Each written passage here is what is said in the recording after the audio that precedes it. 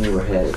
Well, it was a long time ago, but I was born and raised on a farm in Champaign County within the shadow of the University of Illinois at Urbana-Champaign.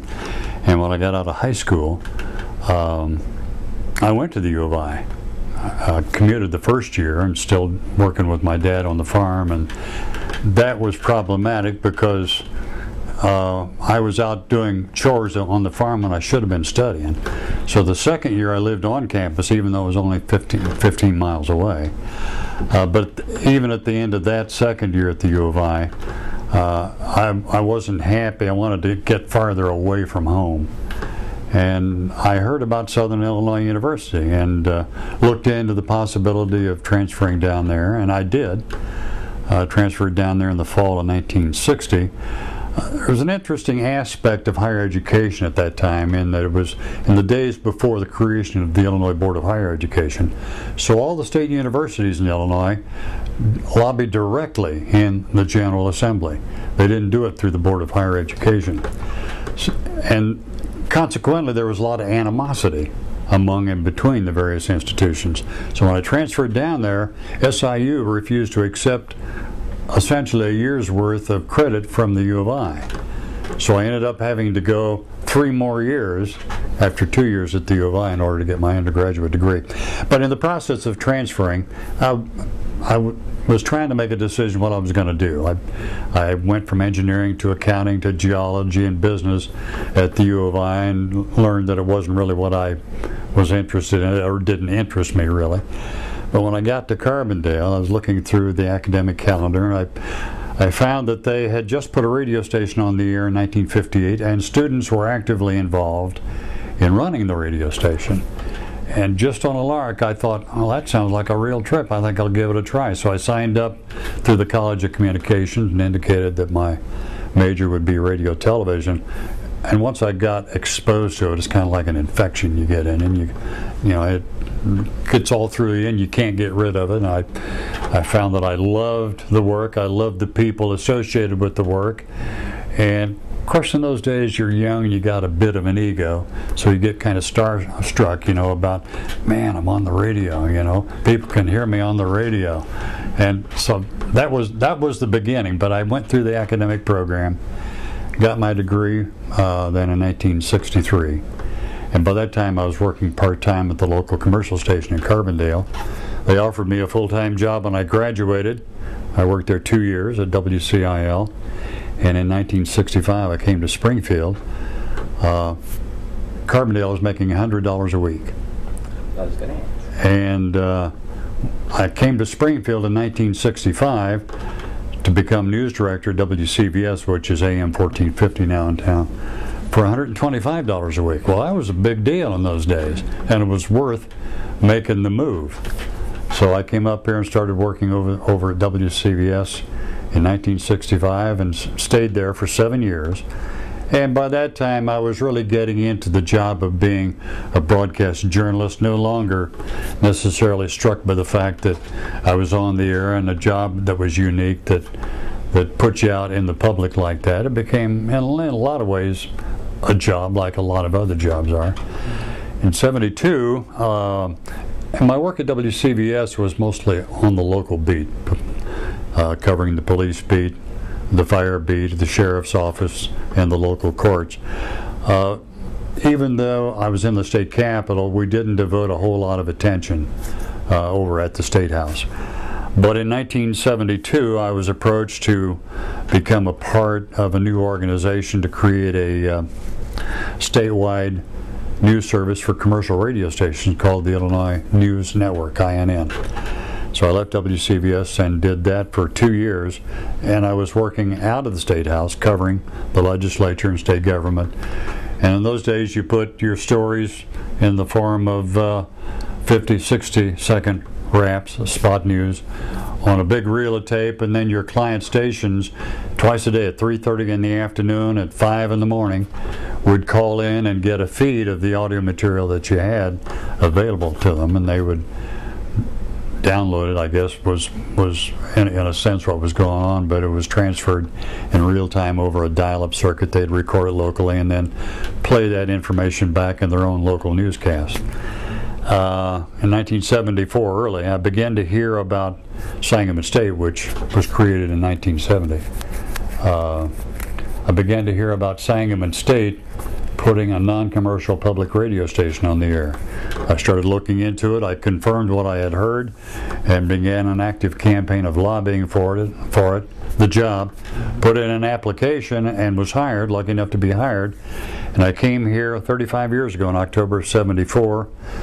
And at age 34 then, it became one of the career goals I had. I had accomplished that, and that was to become a part of a small group, to get in on the ground floor and build a radio station from scratch. And that's how I ended up here, and I've been here ever since. All these years I've been reluctant to let go of this child of mine, but the time has come. The technology is at the point where I feel like I'm falling behind the curve instead of staying out in front of the curve. Tell me, just when you talk about what you used to deal with when you came in the morning, whether it was the AP wire, just a few things. I don't think the young journalists today realize what involved. Well, you're right, and we didn't get involved in computer use in the newsroom until around 1990, I think. But up until that time, from '75 in January until 1990, when we went on the air for all that period of time, we had printers in the newsroom. We called them wire machines, and in the early days we subscribed to United Press International. They later went belly up, and we shifted then to the Associated Press. But for a period of time we also had a wire machine for Reuters, for international news. But these were essentially printers that sat on a stand, had a telephone wire that came in, and there was a data stream that came in on that wire from the various sources. And UPI and AP, both that came out of New York, and Reuters, I think, came out of London. But it came in on a telephone wire. And then these printers would receive that data, some kind of transposition going on internally, and then just sit there like a typewriter without a keyboard and print it. The head went across there and the paper would come up. We had big rolls of paper that we put on the machines that had a dual reel of ribbon. And I'd come in the morning and those printers had been sitting there running all night, paper heaped up behind. You'd rip it off all the printers, and then you start wading through all that wire copy, picking out the stories you wanted to use on your newscast. And by the time you got through your air shift in the morning, I would estimate that almost 90%, maybe a little bit more, 90% of that paper went in the trash. And we only ended up using, 10% or less, actually, as news. And it was a tremendous, I thought, waste of paper. But some of the stuff, we'd rip off the individual stories, and we had a board on the wall with nails sticking out of it, and had each of those nails labeled state and local, regional, national, international, humorous, weather, and we'd rip off those stories and hang them on the respective spikes. So that's how it began here. Tell me, going back to maybe even in the Carbondale days, or even something maybe right after that with WCBS, think of a couple stories that stick out in your mind that you covered, or that might have been an event that sticks out in your mind during those, and then kind of progress through different events. In Carbondale, I think one of the things I covered that sticks out in my head, a couple of things actually, was the 1964 presidential campaign, because Barry Goldwater, who was the GOP candidate of that year, came through Carbondale on what is now Amtrak, but is the old Illinois Central, on a campaign train. He came up from the south, made a stop there in Carbondale, and they had a railroad car on the back end of the train, had the observation deck out there. And I remember going down and setting up a big old reel-to-reel machine in 1964 to record Barry Goldwater's little speech there in Carbondale. And he was there maybe 20 minutes. The train cranked up and went on north. I think probably from Carbondale, it goes on up into Chicago. So that's one that sticks out in my mind. Another that sticks out in my mind is in those days, the DuQuoin State Fair, which is just about 19 miles north of Carbondale, the DuQuoin State Fair featured the Hamiltonian, which was a harness racing race, and it was a big deal because the Hamiltonian has since been relocated somewhere in upstate New York, I think. But that always drew a huge crowd to Southern Illinois and to DuQuoin, and it was huge enough. For example, in those days, ABC Radio came down and covered the Hamiltonian live, so they were in town for up to a week leading up to the race itself. So another big deal at the time was I got to interview Tom Harmon, who was handling radio sports for ABC in those days. Now, that may not mean anything to you, but Tom Harmon was an all-star football player on either USC or UCLA, I forget which. And went on to start in college, and then also did play some professional football, but then eventually migrated into broadcasting sports for ABC, especially ABC Radio. So I got to interview him in the studios there at WCAI because he came down from DuQuoin. We were an ABC affiliate in those days. To kind of put that into perspective, if you watch any television today, do you ever watch a program called NCIS, starring Mark Harmon, Tom Harmon's son? Yeah, I just born. Tom Harmon has a sister who was Rick Nelson's wife. So there's all those little kind of connections that have come along since I interviewed Tom Harmon, but that's neither here nor there. But those are the two big things in Carbondale that I remember. WCVS here in the city of Springfield, or pardon me? At WCVS when you were there, do you remember maybe a big event that you covered for WCVS here in Springfield? Most of what we covered in those days was, as I indicated. So did you like? Yeah, we covered city council, but a lot of cop shop. And I guess the big story I remember is covering a murder case one day. They found a couple of bodies out near a stream out here. It was pretty gruesome. Heads had been cut off and they'd been gutted, and entrails and everything. They're just really gruesome. But as a young reporter in those days, those are the kind of stories that you went out to cover. And gruesome as they were, still got your juices kind of fired up. I didn't really cover anything of a political nature, so to speak, until I came out here to then WSSR. A couple of those highlights out here when you came out to Single State, a couple of the highlights. One of the first things I remember covering was Sangamon State had a campus downtown in what is now the Leland what used to be the Leland Office Building, or Leland Hotel. It's now the Commerce Commission. Went down there one evening to cover a speech by a guy by the name of Jimmy Carter, who introduced himself as a little old peanut farmer from Georgia.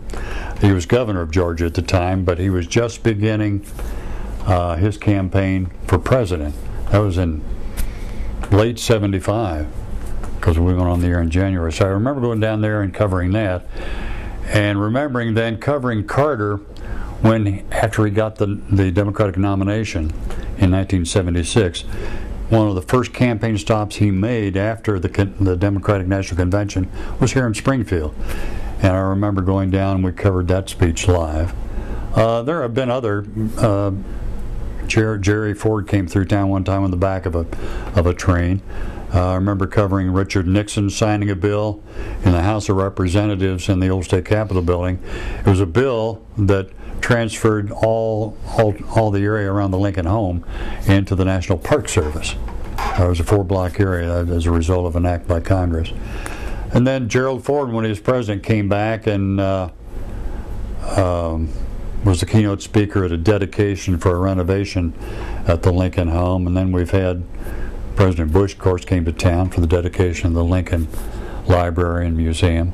There's been a lot of politics that way, and we've covered all of the various governors and live coverage of the speeches, the budget speeches and the State of the State speeches. And then, of course, more recently, the whole impeachment business of Rod Blagojevich. That really was a historic event, and all of us working here recognize that, and we made every effort to cover as much of that live as we could, as the available technology we had in place at that time down at the State House would permit. You ever look back and just say, wow? Oh yeah. a lot of times because you know, all these years I carry a lot around, a lot of institutional knowledge or baggage. You know, every once in a while though you bump into something that reminds you of something that happened years ago. And as an example, we were going to a station event down at the what used to be called the old St. Nicholas Hotel down at 4th and Jefferson. Well, then that reminded me that in 1970 there had been a fellow staying there by the name of Paul Powell, who was Secretary of State. He had a 2 or 3 room suite on the 2nd or 3rd floor of the St. Nicholas Hotel. Powell died. He had gone up to Rochester, Minnesota for a checkup at the Mayo Clinic. He was Secretary of State at the time. And John Rendleman was then president of either SIU Carbondale or SIU Edwardsville, was the administrator, executor of Powell's estate.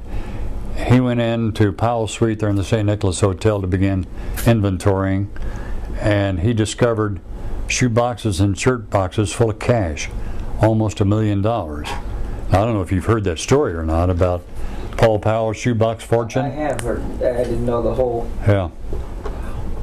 But the weekend he died was the same weekend all radio and TV newsmen were in town here in Springfield at the Illinois News Broadcasters Association convention out at, well, it was then a Sheraton Inn out on Stevenson Drive at Dirksen out there.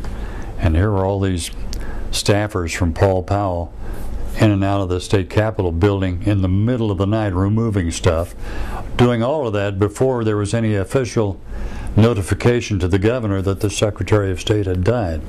I think there was 24 to 36 hours went by before Richard Ogilvie was governor at the time, was called and notified that Powell had died. So, but that's the kind of stuff that comes back to me, you know. How do you have any advice to the people today just getting into the business? Broadcast journalism? Yeah. Yeah, and I think the public affairs reporting program here at UIS really embodies a lot of what I would recommend, but certainly writing, study writing, get as much experience as you can writing, and history. One of my regrets when I got in to radio news in the early days was I just kind of give history kind of a pass, not only in high school but also in college. But I remember at WCVS in the late 60s and early 70s reading on the wire about Vietnam. Never heard of that place before.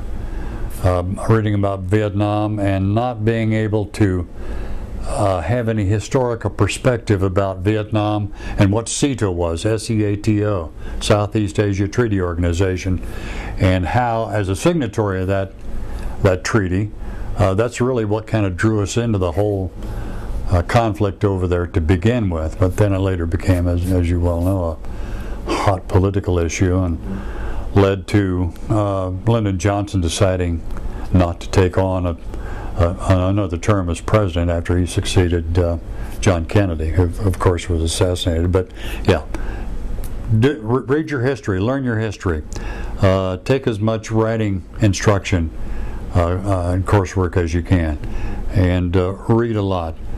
Don't listen to just radio. Don't watch just talking heads on television. Read, watch, take it all in so that you're sampling all the sources that are out there, and then you bring all that together, condense it to equip yourself with the knowledge, the tools, and the skills to then become a reporter. I was going to ask, and you probably see a difference how things get covered today, different events. Do they go to enough sources sometimes? You see reporters like, it's too easy, they go to the same thing to get their information, and they might see a deadline and call it good and not checking the second and third and fourth and getting, have you seen a little bit of change in that maybe? I have, although in public radio we try to break away from the pack because, as you well know, that becomes kind of a part of pack journalism.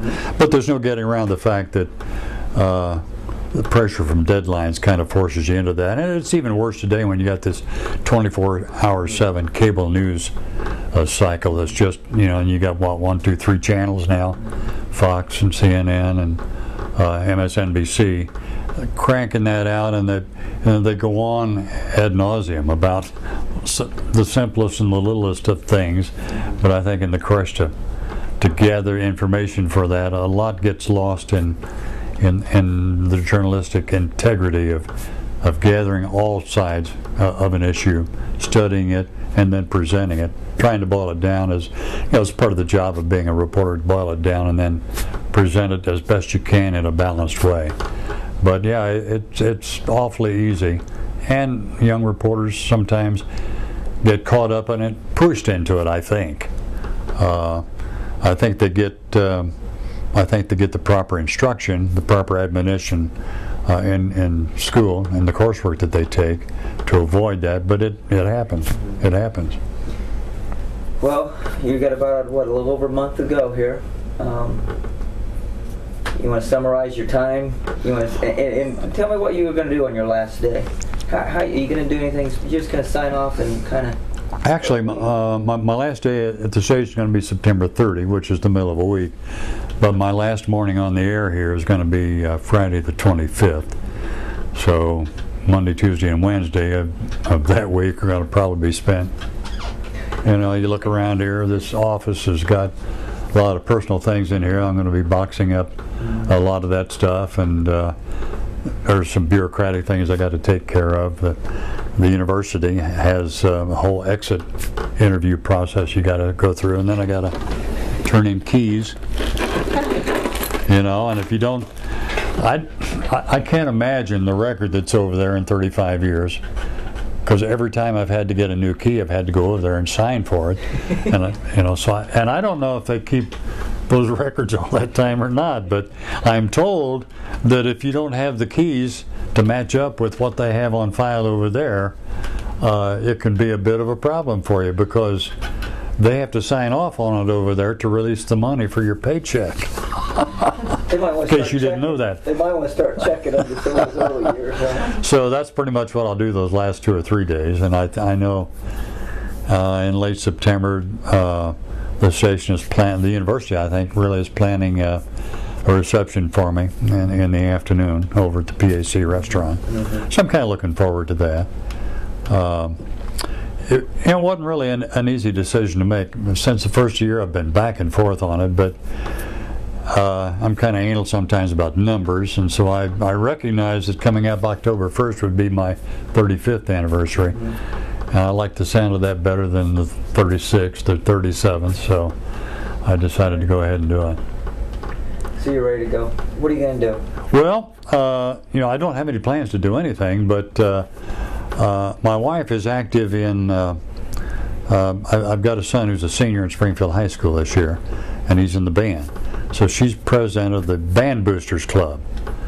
So when I told her I was planning to retire on the 30th and that October 1st would be my first day of retirement, she said, good, that means October 2nd, you're free. You can chaperone the marching band's tour of middle schools in Springfield. So she's, I think, lining up some of those kind of activities. But one of the things I really want to do for myself is, all these years, I put together what we call Illinois Public Radio to get all the public stations in the state talking with one another, cooperating with one another, and sharing stories with one another.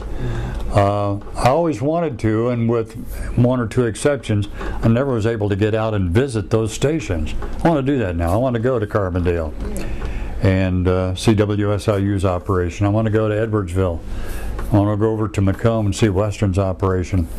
I'm familiar with WILL's operation, of course, in Urbana, because we're a part of that system. But I've never been at WGLT studios or WCBU's studios in Peoria. But I want to go around and visit all those stations and all those people that I've become acquainted with and have come to know over the years, insofar as they're still there anyway. So that I want to do, but beyond that, I don't know. Yeah.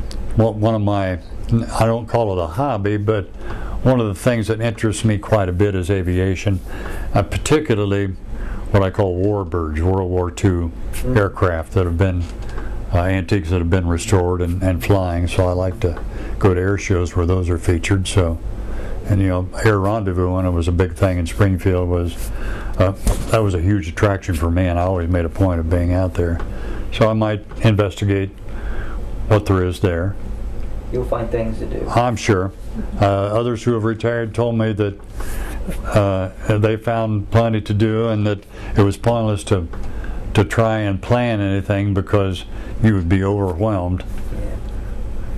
And people also tell me they never get to do a lot of the things they plan to do in retirement because of other projects or things that come along.